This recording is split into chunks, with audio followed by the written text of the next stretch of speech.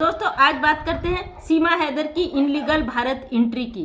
भारत में कैसे एंट्री की, क्यों एंट्री की और इसका क्या मकसद है भारत आने का, और क्या हमारे भारत की पुलिस प्रशासन का इसमें हाथ है इसे भारत में लाने का, या क्या मकसद है सीमा हैदर का भारत आने का। सच में ये प्यार के लिए आई है या क्या इसका कोई और लक्ष्य है, हमारे देश के में किसी प्रकार की किसी घटना को अंजाम देने या हमारे देश में कुछ ऐसा करने ये महिला आई है। इसके लिए आज मैं आपको सारी सच्चाई बताऊंगी इस वीडियो के माध्यम से, क्योंकि मुझे बहुत सारे कमेंट आए और बहुत सारे कमेंट में मुझसे ये बात रखी गई कि मैं बताऊं क्या सीमा हैदर को कोई लाया है भारत में, सीमा हैदर का भारत आने का लक्ष्य क्या है।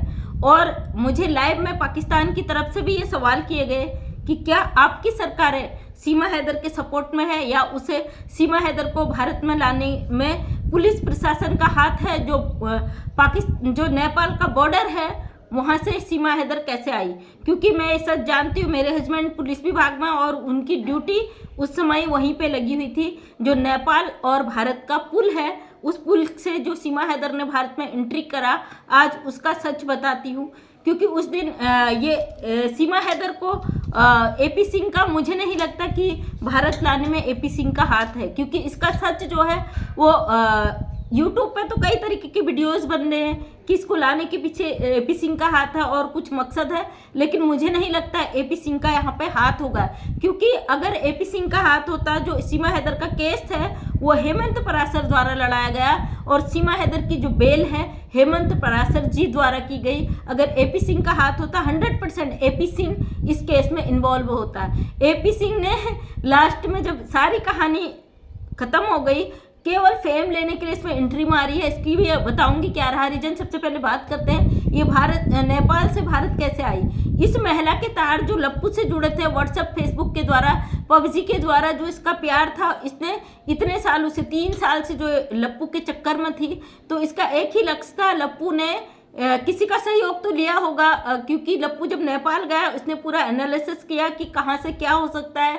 सीमा हैदर के साथ इसके जो तार थे, सीमा हैदर का जो कैरेक्टर है, सीमा हैदर हमेशा आज़ाद किस्म की औरत है। उसकी आज़ादी का मतलब केवल बच्चे पालना, परिवार पालना या गुलाम हैदर तक सीमित नहीं था। उसकी आज़ादी का मतलब था कि सोशल मीडिया से लेके एक बार गर्ल डांसर तक का सफ़र, वो डांस मतलब इस तरीके का एक्टिविटी जो हमारे समाज जिसको पसंद नहीं करता उस चीज़ों में ये महिला एक्टिव थी। इसकी अय्याशियाँ जिस तरीके को जिसको आज़ादी बोलती है उसको ये छोड़ नहीं सकती थी। और ये एक मॉडर्न विचार भी कह सकते, क्योंकि हमारी भारतीय संस्कृति में जिस तरीके से ये जो चीज़ें करती आई हैं उससे आप अंदाज़ा लगा सकते हैं कि ये किन ख्यालों की थी। तो इसने लप्पू के साथ वो सारी प्रोसेस देखी। इसको लगा कि पाकिस्तान में जो फेस कवर करते हैं, जो वहाँ की महिलाओं के लिए वहाँ की जो संस्कृति, वहाँ का कल्चर है, उसमें ये बिल्कुल उसको कट्टरपंथी बोलती है और तमाम चीज़ें आपने देखा है किस तरीके से खुलेआम पाकिस्तान को बोलती है। ये चीज़ों में रहना ये नहीं चाहती थी, जबकि इसे पूरी आज़ादी थी। गुलाम हैदर का जितनी भी सैलरी आती थी 85,000 से 1 लाख 1.5 लाख के समथिंग इसको हर महीने गुलाम हैदर पे करता था, और उसके बावजूद ये वहाँ उतने तक आज़ादी में सीमित नहीं थी। इसके कई पुरुषों से फेसबुक, व्हाट्सएप, सोशल मीडिया के थ्रू कॉन्टैक्ट थे, और इसको एक ऐसी आज़ाद ज़िंदगी चाहिए थी जिसमें हर रोज़ इसको नया बॉयफ्रेंड, नया व्यक्ति से इसका कॉन्टैक्ट हो, जो कि एक पाकिस्तान में रह के पॉसिबल नहीं था। और इसको मैं गलत भी नहीं मानती, उस देश की संस्कृति है, वहाँ बुर्के में महिलाएं रहती है। हमारे हिंदुस्तान में भी महिलाएं रहती है, जो मुस्लिम महिलाएं हैं आज भी बुर्के में रहती है। जो हमारी संस्कृति सभ्यता को झलकाता है, और अपनी सभ्यता संस्कृति के खिलाफ जाना मैं समझती हूँ अपने देश के खिलाफ जाना है, क्योंकि मैं भी एक महिला हूँ, अपने भारत की संस्कृति को अच्छी तरह फॉलो करती हूँ। वहाँ पर इसके दिमाग में विचार आया कि मुझे शायद एक लड़का हिंदुस्तान से मिल गया और इससे मिलकर मैं इंडिया में जाकर कुछ आज़ाद ज़िंदगी जीऊँ। और इसके पीछे का रीज़न और भी हो सकता है, मैं पर्सनल अपनी चीज़ें यहाँ पे कह रही हूँ जो मैंने वहाँ पे देखा। क्योंकि वहाँ पे जिस समय ये आई है, जिस समय इसने एंट्री करी, इसने इतना अच्छा मौका देखा है, क्योंकि वहाँ पे उस समय वैष्णो देवी मेला लगता है 4-5-6 महीनों के लिए, और मेरे हस्बैंड की ड्यूटी वहीं थी। ऑलरेडी मैं वहीं पर थी, वहाँ पे हमने रूम लिया होता, वहीं पे हम थे, और उसी पुल पर मेरे हस्बैंड की ड्यूटी होती थी। और उस पुल से थोड़ी सी इधर को हम लोग रोज़ घूमने जाते थे। मैंने एक वीडियो भी डाला हुआ है जो 1-1.5 मिनट का। अगर आपको यकीन ना हो तो आप जाके मेरे चैनल पे देखिएगा। मैंने 8-9 महीने पहले भी नेपाल के वीडियो डाले हैं, लेकिन अभी कुछ दिन पहले भी मैंने एक वीडियो डाला है छोटा सा, जो नेपाल बॉर्डर से मैंने डाला है। तो वहाँ पे ये महिला, इसने पूरा एनालिसिस किया, 1-1.5 साल 2 साल जो भी ये लप्पू के कांटेक्ट में रही, वहाँ से इसने चालाकी से देखा कि नेपाल में जब मेला होता है उस समय बहुत भीड़ रहती है, और नेपाल हमारा पड़ोसी देश है, मित्र देश है, और वहाँ के लोग व्यापार के लिए यहाँ पे भारत में आते हैं, और नेपाल से कोई ऐसा वो नहीं है कि वहाँ से कोई यहाँ ना आ सके।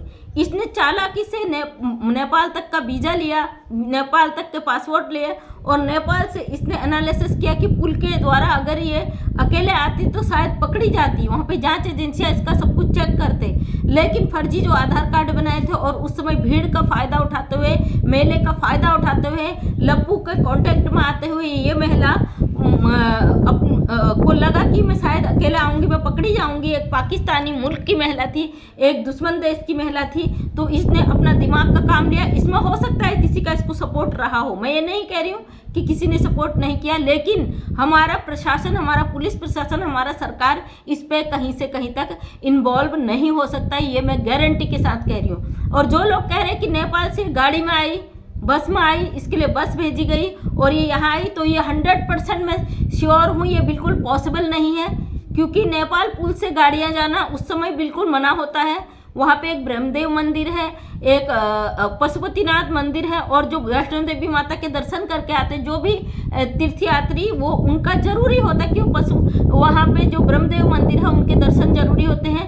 अगर वो वैष्णो देवी के दर्शन के बाद उस मंदिर के दर्शन नहीं करते तो उनकी यात्रा को सफल नहीं माना जाता है। कहते हैं उसका एक जो पीठ था, जो वैष्णो देवी के जो एक पीठ था, वो काट कर किसी पौराणिक कथा में है, वहाँ पे उस क्षेत्र में चला गया था, नेपाल क्षेत्र में, जहाँ से वहाँ पे ब्रह्मदेव का एक मंदिर है, और उस मंदिर के दर्शन के बाद वहाँ मंदिर करना जरूरी होता है। और वहाँ पर उस समय भीड़ होती है, गाड़ियों की एंट्री बिल्कुल बंद होती है, और मैं इसको 100% श्योर हूँ इस चीज़ के लिए। आपको नहीं है तो आप जाके सर्च कीजिएगा, देखिएगा, आपको पता भी चल जाएगा।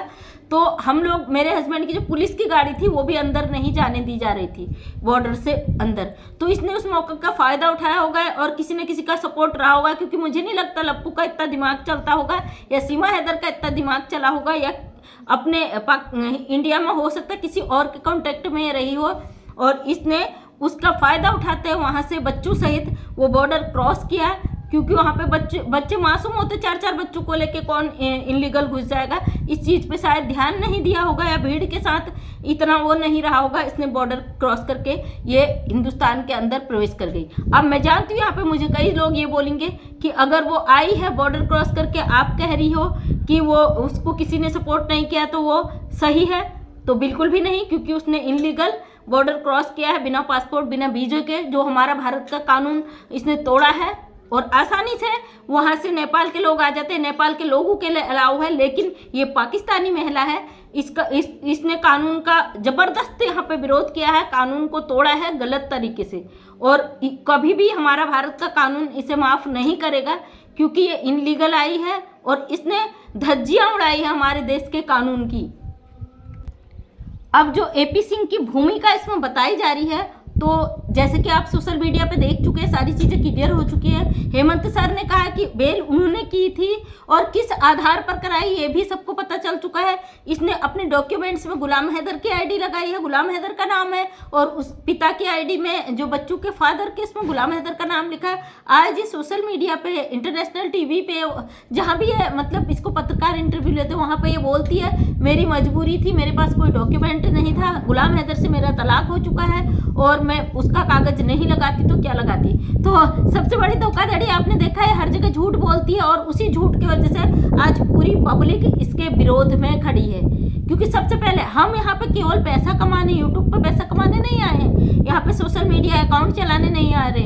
अगर आपको लगता है पैसा कमाने आए तो देखिए मेरे यहाँ मेरे घर पे वाईफाई भी लगा है, ये एक ऊपर भी लगा है, तो मैं कितना दिन भर चलाते रहूँ, दिन भर करते रहूँ काम सोशल मीडिया पे, और आपने देखा होगा मैं पैनल लाइव भी नहीं करती हूँ और नहीं, और ऑब्वियसली जाहिर सी बात है अगर कोई चैनल बनाता है उस चैनल को लोग देखते हैं तो व्यूज़ तो आता है, ऑलरेडी व्यूज़ आता है तो डॉलर खुद ब खुद आ जाता है, इसमें सवाल करने का कोई सवाल ही नहीं है।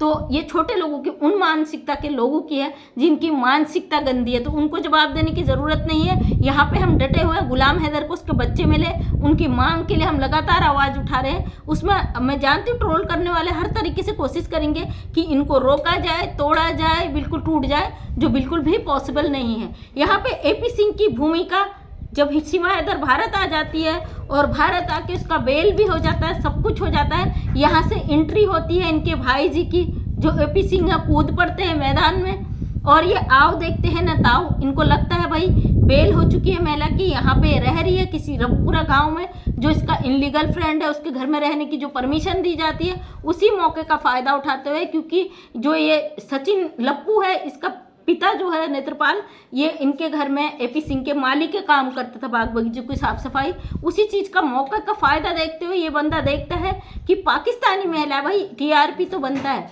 तो ये बंदा वहाँ से अपनी एंट्री लेता है, पूरी तरीके से उसको सोशल मीडिया में हाईलाइट कर देता है। तब तक ये मैटर हाईलाइट नहीं होता है। आपने देखा होगा पहले ये भी नहीं पता था कि सीमा हैदर का लॉयर कौन है, आपने देखा होगा, ये अगर मैं झूठ कह रही तो आप फिर जाके देखिएगा, किसी को ये मालूम नहीं था 9 महीने तक कि सीमा हैदर का वकील कौन है। सब ये जानते थे कि AP सिंह सीमा हैदर का वकील है। यहाँ पे झूठ का भांडाफोड़ तब होता है जब हेमंत पराशर जी आते हैं, तब पता चलता है, जब मोबिन मलिक सर आते हैं और वो इस पे लीगल फाइट करते हैं, लीगल लड़ाई शुरू करते हैं, वहाँ से शुरू होती है AP सिंह की सच्चाई का भांडाफोड़, क्योंकि AP सिंह वहाँ पे होते ही नहीं है ग्राउंड पे।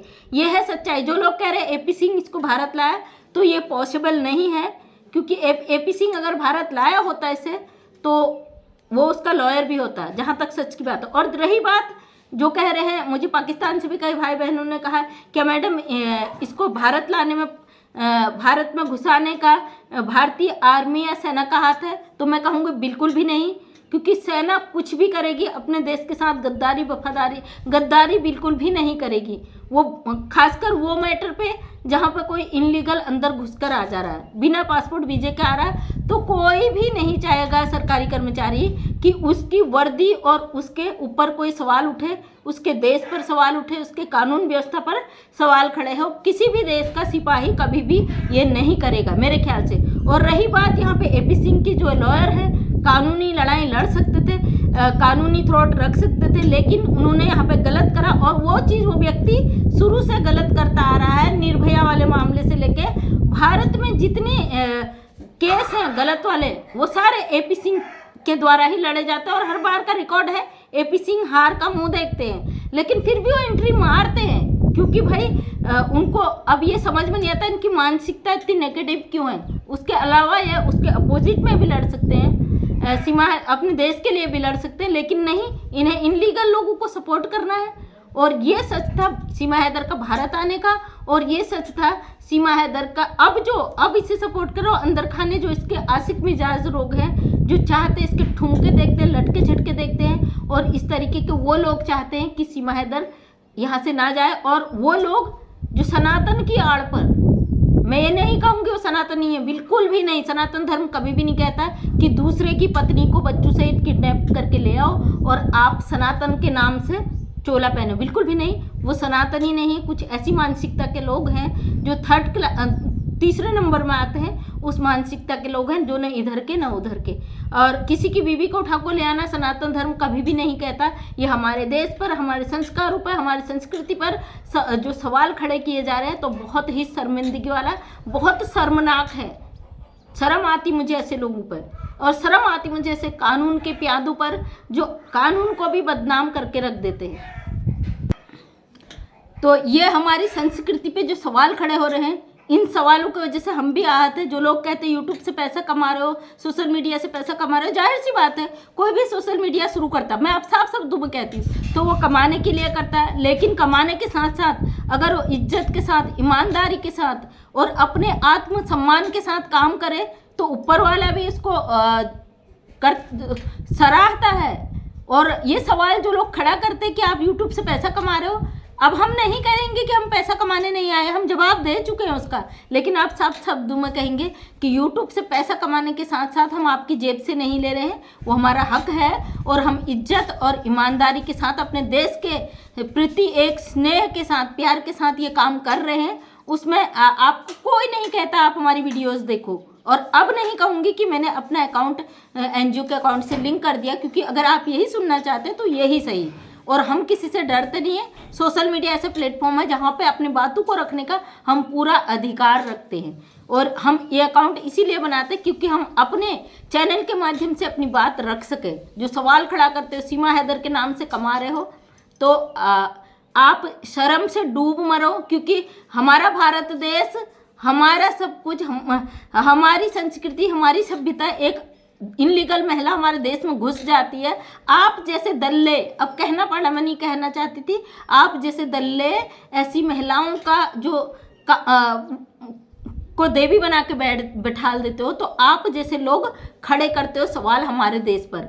और किसी को मेरी बातों का बुरा लगा, मेरे शब्दों का, तो मैं माफ़ी चाहूँगी, क्योंकि मैं जानती हूँ मेरी वीडियो प्रशासन और मेरे विभाग के लोग भी देखते हैं, क्योंकि ये मैटर इतना हाईलाइटेड हो गया, इतना इस मैटर को कानून प्रशासन सब में इतना शर्मसार कर दिया गया। आज हमारा देश आड़े आ रहा, शर्म आती कि हमारे देश पर सवाल उठते हैं। ये महिला आकर कुछ भी करती है, इसको शर्म नहीं है, रत्ती भर शर्म नहीं है इस महिला को। हमारे देश में आकर उंगली खड़ा करके हमारे देश के लोगों को चैलेंज करती है और इस खुलेआम कहती है मेरे नाम से ये कर रहे हो, हमसे जल रहे हो। तो इसकी ये जो हालत है ना, मैं एक समाज सेविका हूँ, आज लोग मुझसे सवाल पूछते हैं, मैडम वहाँ पे धरना क्यों नहीं हो रहा, प्रदर्शन क्यों नहीं हो रहा, इसको मार के भगा क्यों नहीं रहे। तो हम भी आहत हैं लोगों के सवालों से, इसलिए हमें अपनी बातों को रखने के लिए कुछ ऐसे शब्दों का प्रयोग करना पड़ता है। मजबूर कर दिया इस औरत ने कि हम अपनी बात को रखने के लिए प्रशासन से इस तरीके की शब्दों को रखें। कभी भी हम गलत शब्दों का प्रयोग नहीं करते, लेकिन आज देश की जो पब्लिक हमसे सवाल करती है, हमारे जो इतने हजार भाई बहन हमसे जुड़े हैं, उनके जो सवाल हैं वो आहत करते हैं, कहीं ना कहीं वो सच बोलते हैं। उनका कहना है हमारे मुल्क में एक औरत लगातार हमारी संस्कृति की धज्जियां उड़ा रही है, एक औरत लगातार हमारी समाज की बहनों को, भाइयों को गलत मैसेज दे रही है। वो कह रही है प्यार करो, प्यार में आओ, प्यार में सब कुछ जायज़ है, अपना घर छोड़ो, अपना पति छोड़ो, अपने बच्चे लो, भागो या बच्चों को छोड़ जाओ, सब कुछ जायज़ है। और जैसे कि AP सिंह का कहना है प्यार में आई है, देसी घी प्यार में आई, तो ऐसे कानून के लोगों को आप क्या कहेंगे भाई, जो प्यार के लिए अपने कानून को कुछ नहीं समझते। आप तो सुप्रीम कोर्ट के लॉयर हो, आपको सारा कानून पता है, लेकिन फिर भी आप कहते हो तो प्यार में आई है, प्यार में उसने सरहद पार कर दी, प्यार में उसने सारी बॉर्डर पार कर दिए। तो शर्म आनी चाहिए आप जैसे वकील को। वकील कहते हुए भी मुझे शर्म आ रहा कि आप जैसे लोग हमारे देश के कानून के कुछ ठेकेदार हैं, जो समझते हैं कि सब कुछ हमारे हाथ में है, हम कुछ भी कर देंगे। तो दोस्तों, ये एक दर्द था और ये आपको सच बताना बहुत ज़रूरी था कि कैसे आई ये बॉर्डर क्रॉस करके, क्योंकि क्वेश्चन बहुत था और जवाब देना बहुत ज़रूरी है। आप लोग हमसे जुड़ते हैं, आप प्यार करते हैं, आप सुनना चाहते हैं, तो हमारा हक बनता है आपको हर एक चीज़ से अवगत कराना, हर उस चीज़ का जवाब देना जो आपके द्वारा सवाल किए जाते हैं। सॉरी, मैं माफ़ी चाहूँगी, मैं बहुत सारे लोगों के कमेंट का रिप्लाई नहीं दे पाती हूँ, इस वजह से मैं लाइव भी आती थी, और फिर भी आप लोगों का प्यार है, आप माफ़ कीजिएगा, क्योंकि एक सोशल वर्कर हूँ, फील्ड का काम रहता है, घर का काम रहता है, सब कुछ देखना पड़ता है। एक महिला हूँ, परिवार, घर, समाज सब कुछ देखना पड़ता है। उसके साथ आप लोग फिर भी अपना प्यार देते हैं, आपका बहुत बहुत धन्यवाद। जो अपने देश, अपने मुल्क, अपने समाज से प्यार करता है, वो व्यक्ति हर किसी से प्यार करता है। आप सभी का तहे दिल से धन्यवाद। मैं मंजू विश्वकर्मा हल्द्वानी उत्तराखंड से एक छोटी सी सोशल वर्कर हूँ। अपने वीडियो के माध्यम से लोगों में कुछ अच्छी प्रेरणा देने की कोशिश करती हूँ। अगर वीडियो पसंद आए तो लाइक, शेयर, कमेंट करें। नेक्स्ट टाइम मेरा वीडियो देखना चाहते हैं तो चैनल को सब्सक्राइब करें। थैंक यू सो मच, तहे दिल से धन्यवाद।